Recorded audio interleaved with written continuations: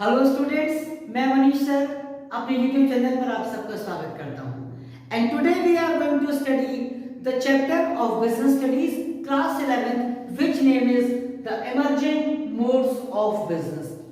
Business करने के emerging modes क्या क्या हैं? बिजनेस जानते हो ना, the dealing in the goods and services at the regular basis for the profitability motive, यानी प्रॉफिट को अर्न करने के मोटिव से रेगुलर बेसिस पर जब हम गुड्स और सर्विसेज को डील करते हैं, सेल एंड परचेज करते हैं, तो ऐसी इकोनॉमिक एक्टिविटी को व्हाट वी से बिजनेस।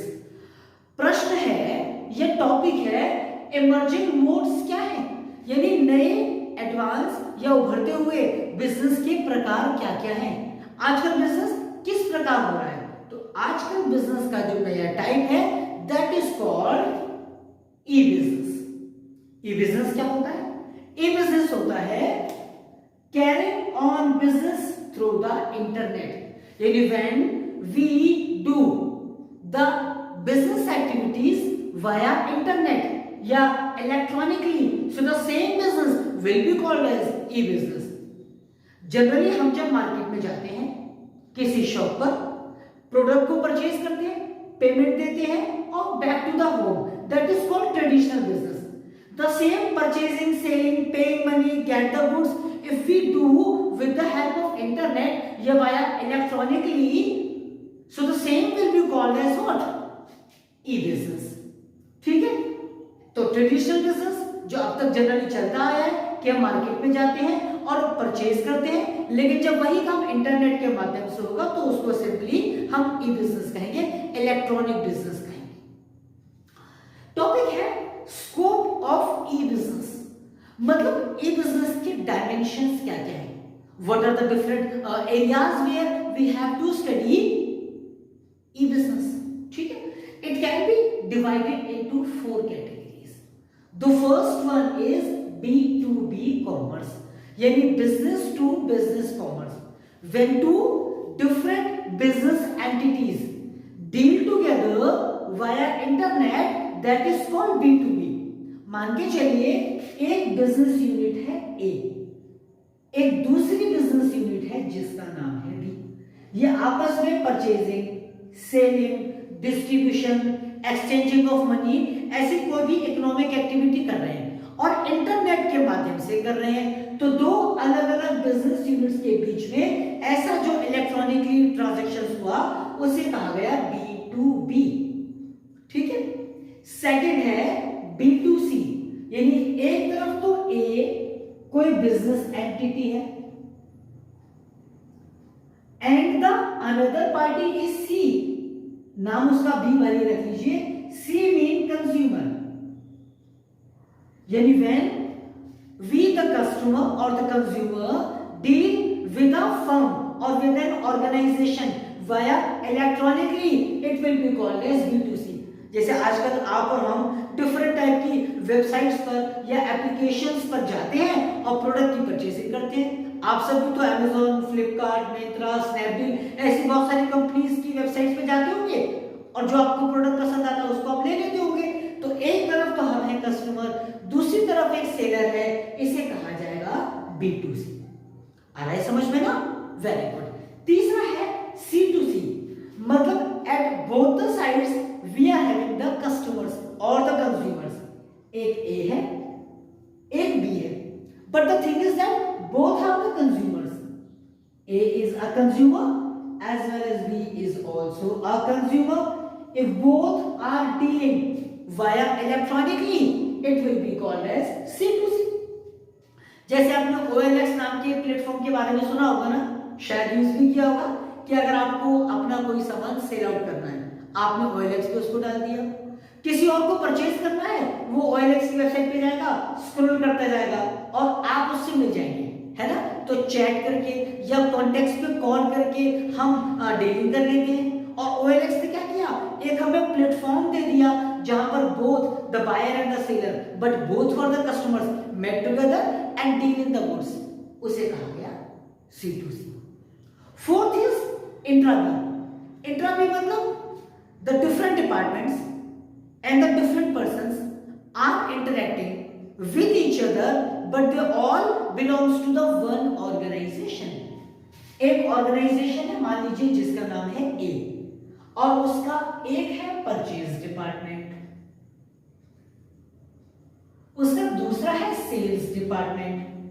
तो जब परचेज डिपार्टमेंट का कोई अथॉरिटी सेल्स डिपार्टमेंट की किसी अथॉरिटी से बात करेगा या इंटरेक्ट करेगा इंटरनेट के माध्यम से, तो ऑर्गेनाइजेशन तो एक ही है ना, एक ही संस्था है। तो एक ही संस्था के अलग अलग डिपार्टमेंट्स या अलग अलग लोगों के बीच में जब ऐसे ट्रांजैक्शन से इकोनॉमिक एक्टिविटीज होती है, then it is called as intraday. ठीक है, ये चारों पढ़ लिए तो स्कोप ऑफ ई बिजनेस हमारा क्लियर हो गया। ठीक है, now let us move to the another topic जो मैंने लिखा भी हुआ है बोर्ड पर, e business versus traditional business. Traditional business और ई बिजनेस में अंतर क्या होता है? ठीक है, तो बड़ा आसान है, समझ लेते हैं। जैसे generally we the customer go to the market in a shop, ask for a product, we have a lot of choice, we analyze all the choices, choose whatever feels best for us, then हम money पे करते हैं और अपने घर आ जाते हैं। तो ऐसे ऑफलाइन बिजनेस को हम ट्रेडिशनल बिजनेस कहते हैं। और ऑनलाइन बिजनेस क्या हुआ, मतलब e business, when we are sitting at our place, either at the office or at the home or wherever you just want, you are sitting at a particular place, you have a mobile phone or laptop and internet, and with the help of that internet you are purchasing something or dealing in the different type of goods and services. तो offline business हुआ traditional और e business हुआ online.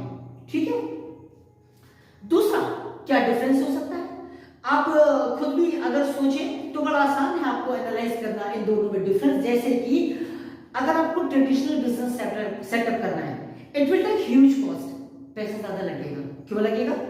Firstly you have to buy a shop, है ना, फिर आप उसमें furniture install करवाएंगे, मशीन्स वगैरह लगाएंगे, फिर आपको डिस्प्ले करने के लिए बहुत सारा सामान चाहिए होगा, the goods in which you deal, उसके बाद आपको रॉ मटेरियल चाहिए होगा और बहुत सारे ऑपरेटिंग एक्टिविटीज के नाम से खर्चे होंगे, तब आप जाके अपने प्रोडक्ट को सेल आउट करने में कैपेबल होंगे। But if you want to start a business via internet, तो क्या चाहिए, एक वेल मेंटेन वेबसाइट चाहिए या एक आपको ऐप चाहिए, है ना। आपके पास प्रॉपर शॉप हो, आवश्यकता नहीं है, आपके पास सामान हो ही, आवश्यकता नहीं है, बिकॉज आपको डिस्प्ले तो करना है, परंतु आपको किसी को फिजिकली फॉर्मेट में रख के वो दिखाना नहीं है ना। एक और डिफरेंस पढ़ते हैं, तीसरा जिसको कह सकते हैं, ट्रेडिशनल बिजनेस में एक्सपेंशन थोड़ा सा कम हो पाता है, क्योंकि आपने अगर एक शॉप ओपन की या आपने एक शोरूम खोला, तो the people who will come at your shop, the nearby who are living in the area, उस क्षेत्र के आसपास जितने भी लोग रहते हैं, they will probably you will target them and they will come to your shop to buy the product. हम जब ई बिजनेस करते हैं तो उसकी रीच ग्लोबल हो जाती है।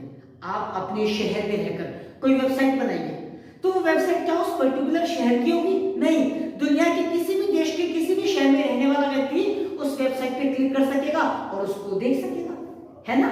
तो ई बिजनेस में जो आपकी रीच होती है ना, वो ग्लोबल हो जाती है। ठीक है, और क्या डिफरेंस हो सकता है? ट्रेडिशनल बिजनेस में एक पर्सनली टच होता है between both the parties, seller and the buyer, आप एक दूसरे को जानते भी हैं और पर्सनल टच होता है। ई बिजनेस में ऐसा नहीं होता, भाई उस कंपनी का मालिक कौन है, परचेज कौन कर रहा है, सेल कौन कर रहा है, नहीं पता। आप तो बस वेबसाइट पर गए, आपने क्लिक किया, आपने प्रोडक्ट परचेज किया, इधर यू आर गोइंग टू पे कैश ऑन डिलीवरी या आप अपने नेट बैंकिंग से पेमेंट कर देंगे उसका, तो पर्सनल टच नहीं हो पाता है। ठीक है, एक और डिफरेंस देखो जरा समझ के, ट्रेडिशनल बिजनेस में आप शॉप पर जाकर प्रोडक्ट को फिजिकली टच कर सकते हैं, देख सकते हैं उसका साइज, कलर, क्वालिटी, लेकिन ये सारी फैसिलिटीज आपको ई बिजनेस में नहीं मिल पाती है ना। एक डिफरेंस है, ट्रेडिशनल बिजनेस को करने का एक पर्टिकुलर टाइम होता है, दुकान सुबह 9 बजे खुलेगी या 10 बजे खुलेगी और शाम को 8 बजे 9 बजे दुकान बंद हो जाएगी।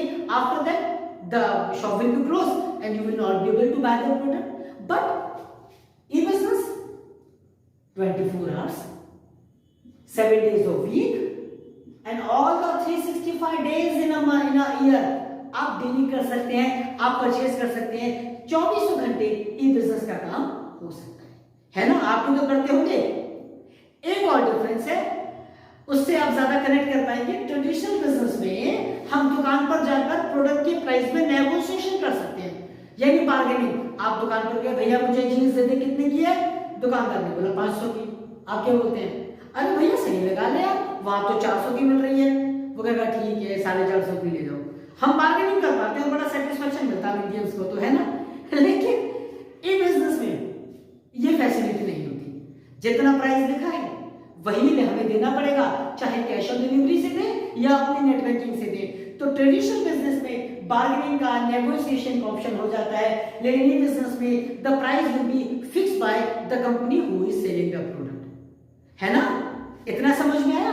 अच्छा, अगर आपको ना प्रोडक्ट समझने में, सॉरी, अगर आपको टॉपिक समझने में कोई डाउट हुआ करे ना, तो आप मुझे मैसेज कर दिया करिए, तो आपकी उस प्रॉब्लम को मैं सॉर्ट आउट करने का पूरा प्रयास करूंगा। ठीक है?